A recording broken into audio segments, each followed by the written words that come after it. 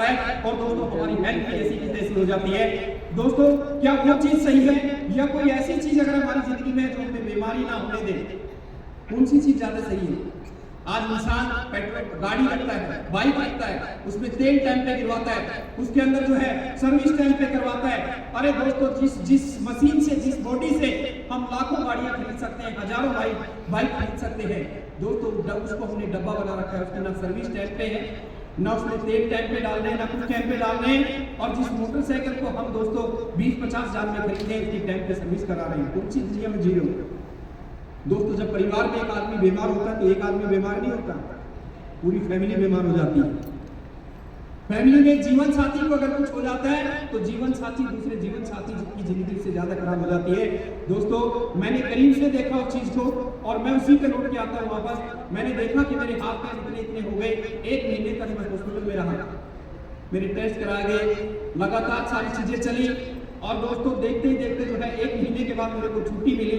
मैं 4 कदम ऐसे नहीं चल पाता था, मेरे को सांस चढ़ने लगे और डॉक्टरों ने मेरे से, किसी ने 20 लाख मांगा, किसी ने 25 लाख मांगा, किसी ने 30 लाख मांगा कि हम आपका इलाज कर देंगे, चाइनीज कोई वो तरीका होगा उससे कुछ ठीक कर देंगे, ये कर देंगे।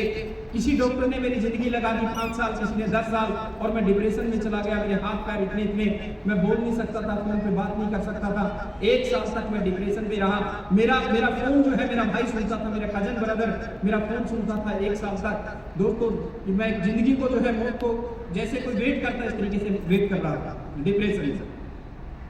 एक दिन मेरे एक दोस्त है, मेट्रो हॉस्पिटल में रहे दिल्ली में, यंग है बिल्कुल, एमडी डॉक्टर है। मैं उनसे मिला 2 साल के बाद, वैसे ही मुलाकात हुई।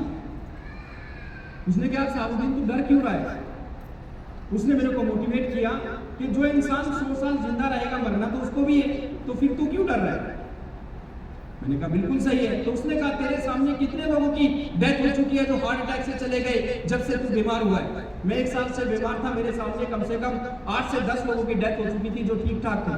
तो उन्होंने कहा तो जिंदगी और मौत तो ईश्वर के हाथ में, डरो मत, मैं तुम्हारे को टेस्ट कराता हूं। उसने 2-4 टेस्ट कराए। उसने कहा तुम बिल्कुल फिट हो, एक बीमारी आई थी, तुम्हें नमूनिया हुआ था और जी डॉक्टर ने गलती की, नमूनिया में तुम्हें ग्लूकोज लगा दी जिसकी वजह से तुम्हारी हेल्थ ज्यादा खराब हो गई। अब तुम बिल्कुल ठीक हो, अब तुम्हें सिर्फ एक दिक्कत है, वो है अस्थमा की दिक्कत।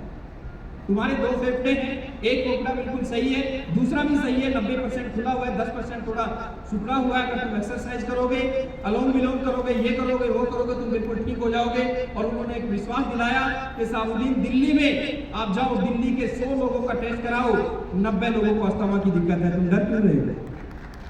ये ताली बजाने की बात नहीं, इसीलिए कहता हूँ ताली कब बजानी है, कहीं नहीं बजानी है। यहाँ से थोड़ा सा ध्यान रखा करें, जब बजानी होती है तो बजाते नहीं है। 90 लोगों को अस्थमा है, ताली बजा रहे हैं। तो 90 लोगों को अस्थमा है, उस बंदे ने मेरे को मोटिवेट किया दोस्तों, और मैंने अंदर के साबुद्दीन को पहचाना कि साबुद्दीन तू तो लोगों को मोटिवेट करने जा